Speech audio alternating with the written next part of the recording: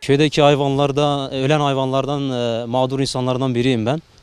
Hastalığı şöyle belli oldu. Hayvanlarımızı normalde otlatmak için çobanlarımız götürüyor otlatmaya, çayıra. Bir gün işte akşamüstü hayvanlar geldi. Bir tanesinden bir böyle bir yorgunluk, halsizlik falan vardı hayvanda. Biz de onu ayrı yaptık. Ağırdan dışarıya çıkarttık bunu. Bu hayvan hastadır diye bakalım dedik. O hayvanda bir titreme olayı falan oldu. Burnundan kan falan geldi. İşte hayvan bir iki saat içerisinde hayvan baktık yere düştü. Kalkamıyor artık. Hayvan 2 saat içerisinde hayvan öldü işte. Böyle telef oldu. Ondan sonra bu olay daha çok olmaya başladı. Köydeki insanlardan da haber geldi. Diğer mahallelerden de geldi. İşte 100'e yakın hayvanımız telef oldu. Yani bütün köy halkı olarak. Başlarda zaten böyle bir hastalık, şarbon hastalığı olduğunu biz bilmiyorduk. Dedik normal bir hastalıktır. Hayvanlara şey olmuş işte her sene oluyor bazen böyle hayvanlarda hastalık bir iki tanesinde. Biz de öyle bir şey oldu diye düşünüyorduk. Bu olay biraz daha çok fazla olmaya başladı. Hastalık daha çok kapmaya başladı hayvanlarda. Biz de akşam yatıyorduk. Sabah kalktığımızda ağrımızda 2 tane 3 tane hayvan ölü buluyorduk. Bu olayı biz tarım müdürüne başvurduk. İl tarım müdürüne, ilçe tarım müdürüne. İl müdürü olarak geldiler. Hastalığı araştırdılar. İşte bir et parçasıdır veya başka bir kan örneğidir gönderdiler Elazığ'a. Bu hastalığı en az 5-6 gün içerisinde teşhis edip ilaçlamasını falandır, iğnesinidir getirecekler diye düşündük. Baktık olay çok fazla oluyor. Hayvanlar çok fazla ölüyor. Biraz daha belediye başkanı devreye girdi. Biraz daha acele ettirdi. Bir iki gün içerisinde iğneyi getirtti. İlaçlama yaptıktan sonra tabii bütün köy karantina altına alındı.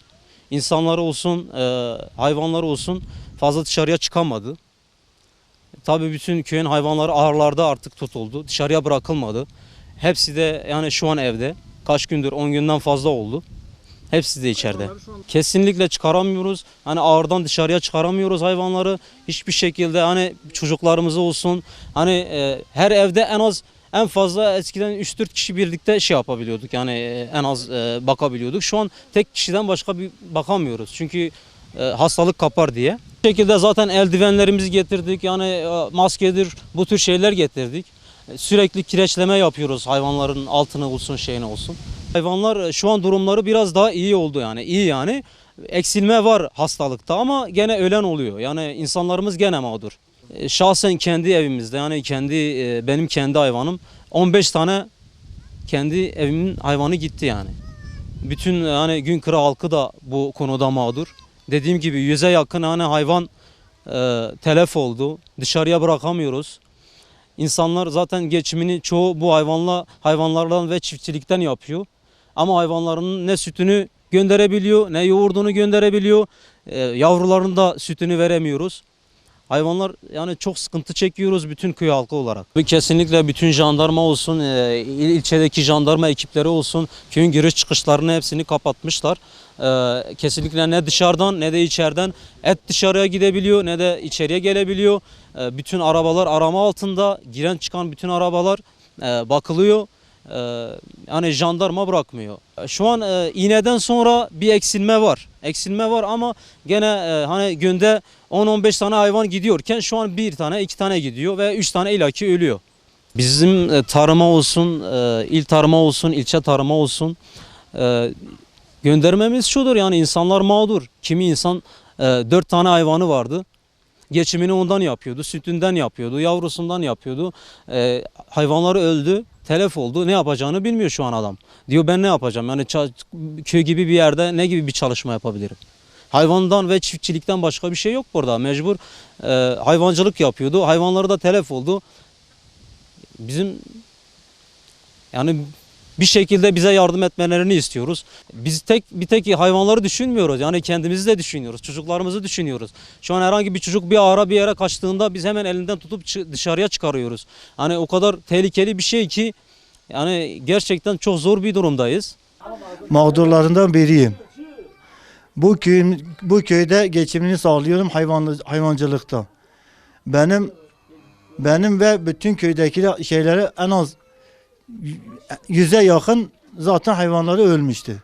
Benimki de benim ve abilerim diğer komşulardaki gibi komple bu hastalıktan dolayı ölmüş. Bize hayvanları gözümüzün önünde böyle ölüyor, kesemiyoruz onu. Atıyoruz. Ha, biz de insan, Allah razı olsun. Yani şimdi ben burada Cumhurbaşkanımıza diyorum. Bütün devlet yetkilisine diyorum. Belediye başkanımıza diyor. Allah razı olsun. Bu köye bir yardımcı olalım. Yani hayvanlar böyle ölmesin. Benim zaten 6-7 tane zaten hayvanım ölmüştü. Zaten geçimimi ondan sağlıyorum. Ben başka daha ne yapayım? Suyun kanalizasyonu zaten bu dereden bizim köyün önünde geçiyor. Zaten buranın bu Güreymağ'ın komple kanalizasyonu komple o suyun içine giriyor. Biz ondan şüpheleniyoruz. O suyun içinde her şey, o zaten o kanalizasyon biz biliyoruz nedir. İçinde ne var. O sudan, bundan dolayı zaten ben öyle tahmin ediyorum. Zaten bütün şeyden de geldi. Yani Bitlis'teki Tarım İl Müdürü de geldi. Bir belediye başkanımıza da söyledik. Biz dedi şu anda şarbon şeysinde üzerinde duruyoruz. Ama benim tahminim o sudan zehirlemedir. Allah razı olsun. Yani bize bir yardımcı olur. Yemin billah olsun ki ben geçimimi hayvancılıktan sağlanıyor. Ben başka daha ne yapayım? Hiçbir iş de yapamıyorum. Ondan sonra benim tek bir dileğim var.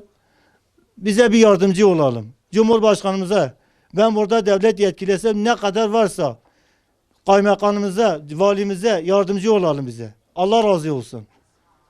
Ben başka eğer bir sorunuz varsa yani bize gelin söyleyin. Bir şey varsa gelin bile bir söyleyin. Bir çare varsa söyleyin. Yemin billah olsun ben burada hayvanımı kaç gündür, bir 10-20 gündür ben zaten dışarıya sağamıyorum. Zaten biz burada içeride de zaten bakıyoruz. Samanımızda da zaten saman da eksikliği de oluyor.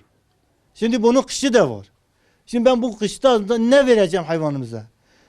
Yani şimdi biz burada ne kadar verirse o kadar şu anda ne kadar şey olursa biz zarardayız. Yani şu anda başkasının şeysine hayvanlarını ölmesinler. Yemin billah olsun ki ben burada şu anda yemin billah ben ağlamak üzereyim. Ya ben daha ne diyeyim? İnancın olsun ki benim hayvanım gitmiyor. Yani tanesi inancın olsun ya şu anda bana deselerdi yani en az 10 milyardan aşağı değildi. Ben şu anda ne yapayım? Şu anda zaten samanı da eksik. Başka o köydeki zaten bütün hayvanlar zaten içeridedir. Saman vermesek olmuyor. Ben içeriye de girdiğim zaman şu anda bak bu maskedir, bu da eldivendir. Ben şu anda içeride zaten günde en az 3-4 defa içeriye girip geliyorum. Maskeyle gidip geliyorum. Ben başkası ne yapayım? Şimdi eldiven ben içeride zaten girmek yasaktır. Mecburen biz içeriye giriyoruz. Sağ olsun vallahi geldiler hepsini aşıladılar. Dedi ne kadar o hayvanda eğer ki hastalık varsa o aşıdan sonra o hayvan zaten ölüyor. Aşıdan sonra bizimki zaten komple gitti. Yani tek bizler değil. Köyün ne kadar milleti varsa, ne kadar hayvanı varsa o suyun üzerindedir. Yani o suyun içine ben eğer keşke onlardan biri benim yanımda olsa ben geçseydim o suyun biraz şeysine karıştırsaydım neydi? İnancı da ben suyun içine girdiğim zaman diz kadar çamurdu zaten yarısında da sudur. O su da geçmiyor. Suyu zaten önü kapalıydı ben biliyorum bunu. Benim yetiştiriciliğimde olan 4 tane hayvanım telef oldu bugüne kadar.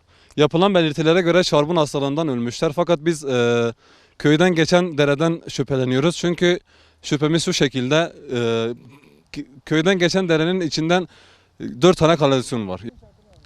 Yani baya bir sıkıntı çekiyoruz. Bugüne kadar köyde 86'ya yakın hayvan telef oldu. Yani bu köyde belki birçok aile vardır ki geçimini hayvancılıkla sağlıyor. Şu an çok mağduruz. Yani şu an köy karantina altında olduğu için hayvanlarımızı ne meraya, ne obaya, ne de yaylaya sağamıyoruz. Çünkü köy karantina altında. O sebeple şu an samanımızı veriyoruz. Yani önümüzde kış var. 4 aylık yani daha doğrusu 6 aylık kışta ne vereceğimizi hiç bilmiyoruz. Mağduruz. Yani buradan yetkililerimize sesleniyoruz. Gerek Sağlık Bakanlığı'na, gerekse Tarım Bakanlığı'na ve gerekse Tarım Müdürü'ne sesleniyoruz. Bize lütfen yardımcı olsunlar. Ne verecek samanımız kalacak böyle böyle devam ederse ne yani insanlar hem mağdur. İnsanlar yani ahıra bile giremiyor. Çok sıkıntı çekiyoruz. Çünkü ahıra giren insanlar da maskeyle giriyor. Eldivenle giriyor. Baya bir sıkıntı çektiğimiz zaten ortada.